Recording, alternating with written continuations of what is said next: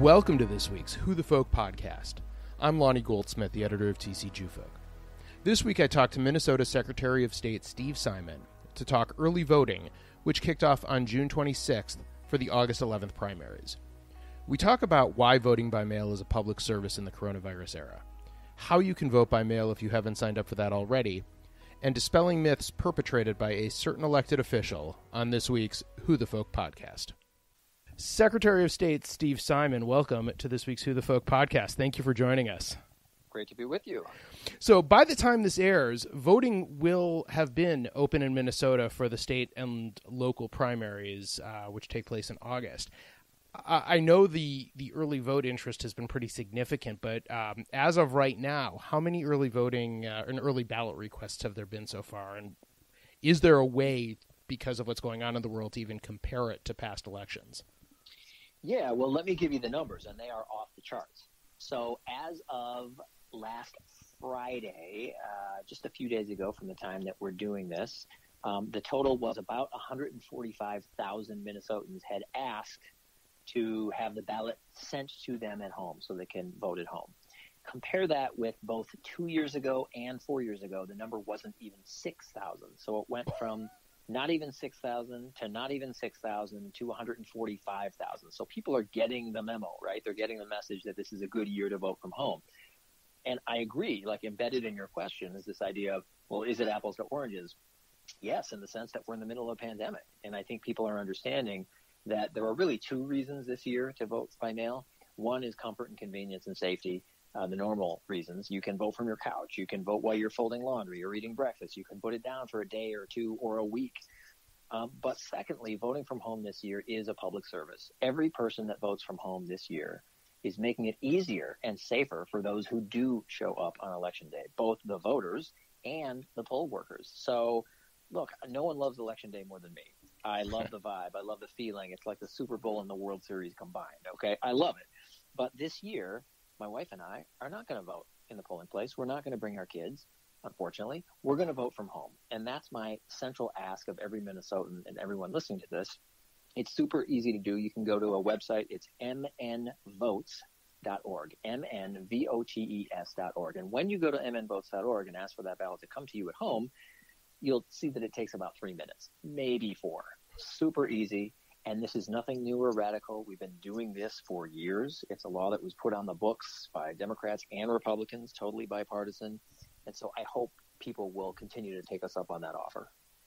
And like you and your wife, I love going in person. I love the waiting in the line. Like, I don't mind it. There's a certain juice that comes, I think, from that.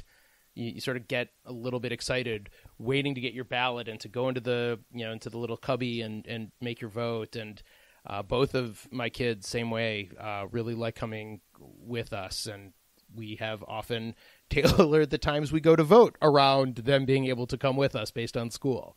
And yeah, it's a bummer, but it's the right thing to do this year.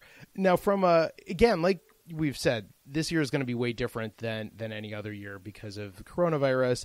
And given that many people and I'm not a math person, but the multifold increase in people requesting ballots, what kind of tax does that put on your office in terms of making sure that everything is getting processed correctly and that the ballots get out to the people on time? Well, running a statewide election is really a team sport. There's some things that our office does, and then there are other things, many things that happen at the local level. So, for example, we at the Secretary of State's office, we don't count a single vote. Don't do it. We don't hire and train any of the election judges or poll workers. All that stuff is done at the local level. And I would add to that list of stuff done at the local level is typically the processing the requests for absentee ballots and then ultimately sending out those ballots. So we have a role to play. Our databases and systems have a role to play. We have an advisory role on many of that, but a lot of that burden is going to fall on local folks. That's why one of the things I really want to do is help manage the flow of absentee ballot requests. I know that sounds a little sort of dorky and weedy, but it really is important because one of the problems in Georgia 2 weeks ago and one of the problems in Wisconsin from a couple months ago, horrible scenes that you probably saw Absolutely. on the news, long lines, people shut out, people disgusted and disillusioned and all the rest. Part of that, just came from some last minute things that came up, but also a matter of planning, things like understaffing, things like that. So it's just important for us to understand that it is a team sport. It's local governments have to make sure that they recruit enough people to be election judges, for example, and we can help with that as well. But yeah, I want to even it out. I don't want to have happen in Minnesota what happened there, which is part of the problem. The crush at the end was just when they were at their busiest, at the very end of the election, there was a tidal wave of absentee ballot requests that came in. People saying, yeah, okay, send me the ballot at home. So to use the Minnesota example this year, I don't want there to be just a flood of stuff going on in October. They're going to be overwhelmed if everyone just decides in October. So we need to manage that flow, and we need to have people do it now. Do it in June. Do it in July. Go to mnvotes.org in August and maybe into September as well. But don't wait till the last minute, because that's just going to really stress out the folks at the local level who have to process all that. So of that number that you mentioned, the 145,000 plus, is that people who have requested, does that request cover both the August primary and then the general in November? It's either or both. Okay. So, but the fact is almost all of those are general elections. Some subset of them will also be or are for the August primary, but the vast majority are people asking for the general election. Do you expect that the August primary turnout, obviously, being what it is with many people not necessarily turning out because of the coronavirus, do you think that people casting their ballots, that number will increase because of this big November push, which is sort of become all encompassing for both elections?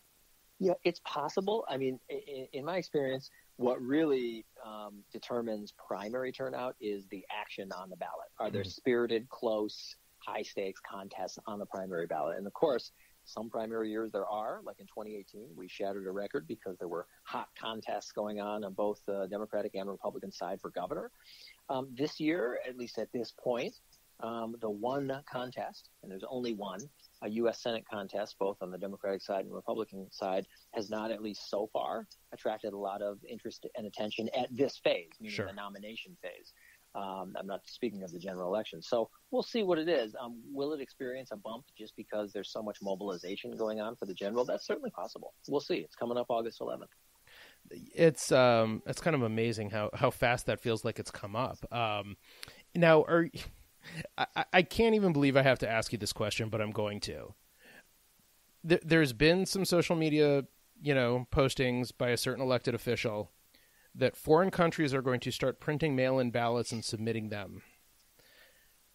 Are you at all concerned about something like that happening? And I'm sorry for having to ask that. No, not at all. I responded to that prominent elected official's tweet the other day with one of my own, just assuring people that, look, that it's not as if people haven't thought of the problem before. What if someone tries to send in counterfeit ballots? Or, here's a more common variant of that question, what about another related kind of fraud? What if, for example, somebody knows that city X or county X is sending out their ballots on a Tuesday, and they camp out by mailboxes on Wednesday or Thursday or Friday, hoping to get for themselves not just their own ballot, but 2 or 5 or 20 or 100 ballots that they can vote, right? Because here's all these blank ballots floating out there in the mail. So whether it's counterfeit or not, what about that? Isn't that a gateway to fraud? The answer is no, it's not. And the reason is that if you go to mnvotes.org and you order that ballot to come to you at home, like so many have already, you're going to see that you're asked to supply some personal identifying information. It could be whatever you want. It could be last 4 of social, driver's license number, something else if you don't have either one of those. The point is, unless the would-be thief knows the particular personal identifying information that the intended voter used to get the ballot in the first place, that ballot will not be counted. So he can steal all he wants, 2, 5, 20, 100. He can send them in. It's toilet paper. It's going to be destroyed. It's not going to be counted. It's worthless. And the intended voter who didn't get their ballot, they're waiting. It never came because someone swiped it out of the mailbox. They can always get another one. Just don't vote twice, obviously. Sure. So that's the answer to that. So whether it's someone, foreign or domestic, just faking a bunch of ballots, or someone taking a real ballot and trying to mail it. We've thought of that. And I actually checked with people who have been at this for decades, longer than me, in our office and outside our office. And I say, hey, can you name a single case in your vast experience where this has happened? Single one. And they said, no, they couldn't. Doesn't mean it hasn't happened. It just means they don't know about it. So I think we got to stop scaring people, and that kind of misinformation is just wrong. We've been doing this for decades in Minnesota, and I think in most other states as well. This is not new or unique or radical. Simply voting by absentee, that is going to a website and saying, hey, would you shoot me the ballot to my home by mail, please? That's something that was passed with broad bipartisan support. This is not something new or scary. It's very common sense. And this year, it's not only something that will help people maintain their health, but it's a public service. Some people are going to want to show up on game day. I get that. But let's make it as safe as possible for them. And we're going to be doing that not only by getting the numbers down, but I should point out another way. We are now in the process of ordering, and we will be distributing to every one of Minnesota's 3,000 or so polling places all the supplies that will help people safe. So we're going to have masks, not only for the poll workers, but for those who show up to vote and don't bring one. We're going to have hand sanitizer. We're going to have wipes. We're going to have wipe downs of polling stations regularly. We're going to have protocols around the use of pens and social distancing and everything else. So we're going to make it as safe as possible. But I still urge people to go to mnvotes.org and consider voting from home this year. Minnesota's presidential primary election was March 3rd. It was Super Tuesday. So it was before the lockdowns happened in most places, frankly. How much have you as Secretary of State learned from those states who had to try to carry out elections in some sort of normal order in the sort of post-lockdown era?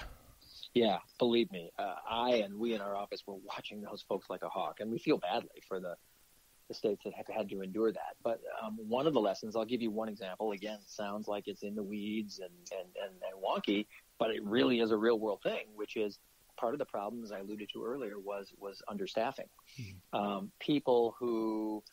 There were a lot of people who signed up to be a poll worker, took the training, and then at the last minute, because of COVID concerns, decided not to perform that duty. And that left a lot of people hanging, particularly in Wisconsin. They had to hyper-consolidate polling places, like in a big, big way, right, which only adds to the problem because that means the lines are even longer. There are more voters per polling place, and it's a vicious cycle. So we don't want that to happen in Minnesota. That's why we're also calling for people to be election judges, be a poll worker. Go to mnvotes.org and find out how, or call your city hall. That's probably the best, and say, hey, I'm willing to do it. It's a paid gig. It's not a volunteer position. It's paid. It requires only 2 hours of training. That's it. Not a huge ask. You do have to be there during election day, but we're going to make it as safe as possible. And particularly what we want to do, we know that some number, maybe a significant number of the usual election judges who tend to skew older, let's face it, it's true, and do a fantastic job, are probably going to take themselves out of the running this year. And so we have to replenish their ranks. Yeah. And so I'm asking people of all ages, as long as they're not in a particularly vulnerable category, to really consider doing that job. So you asked, I'm telling you that as unglamorous as it may seem, a real bottleneck, a real source of some of the dysfunction was that sudden understaffing with people who signed up to do it, but in the end didn't do it, particularly in Wisconsin, leading to kind of a horror show. Absolutely. I know we're really tight on time, so I'm going to one last question, and I get the sense this is going to be something you're going to be pretty passionate about. You read on social media and you read these articles and you read commenters and posters talking about sort of how election administration it feels like it's become this partisan thing, and it shouldn't be. It is a right, bestowed on the citizens of the United States to vote. Why has it become such a hyper-partisanized event, and how do you think we can sort of roll this back where it just becomes the duty of a citizen? Yeah, voting absolutely should not be a partisan affair, and, it's a right. It's in the Constitution. It's something that all of us should do. I think, unfortunately, in some circumstances, voting and the laws and administration around it they have been hijacked by people who are very focused on a particular outcome for a particular political party or a particular candidate, and that's unfortunate because that really is a vicious cycle of partisanship and then one-upsmanship with the partisanship, and one side justifies what it does because of what the other side did, and so we got to get away from that. And fortunately, in our office, we have a duty, one that I enforce rigidly, to be nonpartisan. And yes, I run with a partisan label, but you got to hang that at the door when you get into the office. My job is to make sure every Minnesotan, no matter who they vote for, how they vote, who they support, what policies, what candidates, want to make sure that they have clear access to the ballot box. It is simply not relevant to my job how someone votes. It is relevant whether they vote. Well, that is a perfect way to end. Secretary of State Steve Simon, thank you so much for joining us this week, and best of luck as voting has gotten underway on the 26th of June for the upcoming primary. Best of luck to you and your office as this goes forward. Thank you so much. The Who the Folk podcast is part of the Jew Folk Podcast Network, a product of Jew Folk Inc. Please subscribe, rate, and review the show wherever you get your podcasts. If you have suggestions for other podcast guests, please email them to me at editor@tcjewfolk.com. For our other shows, check out tcjewfolk.com/podcast.